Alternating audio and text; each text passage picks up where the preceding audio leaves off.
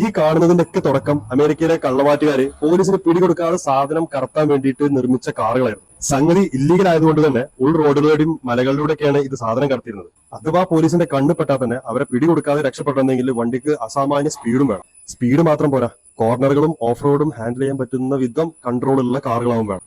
അന്ന് ഇവർ മോഡിഫൈ ചെയ്തിരുന്നത് ഫോർഡിന്റെ കാറുകളായിരുന്നു. കാറുകൾ മാത്രമല്ല സൂപ്പറായത്, ഇങ്ങനെ ഡ്രൈവ് ചെയ്ത് ഇവർ അസാമാന്യ റേസേഴ്സ് കൂടെയായി. അപ്പൊ രാത്രിക്കത്തെ കള്ളക്കെടുത്ത് കഴിഞ്ഞാല് പകൽ സമയം പ്രത്യേകിച്ച് പണിയൊന്നുമില്ലല്ലോ. അപ്പൊ അടുത്തുള്ള ഒരു ഗ്രൗണ്ടിൽ വെച്ചിട്ട് ഇവർ പരസ്പരം അങ്ങോട്ട് കിട്ടും റേസ് നടത്തും. മോഡിഫൈ ചെയ്ത പവർഫുൾ കാറുകളുടെ മത്സരമായതുകൊണ്ട് തന്നെ പതുക്കെ അത് കാണാനും ആളുകൾ എത്തി തുടങ്ങി. തിരക്ക് വല്ലാതെ കൂടിയപ്പോ അവരെന്ത് ചെയ്തു, അതിന് ചെറിയൊരു ടിക്കറ്റ് പ്രൈസും വെച്ചു. ഇത് കണ്ടപ്പോ ഇതൊരു ബിസിനസ് ആക്കി മാറ്റാമെന്ന് വിചാരിച്ച് കുറെ പ്രൊമോട്ടേഴ്സും ഇതിന്റെ അടുത്തെത്തി.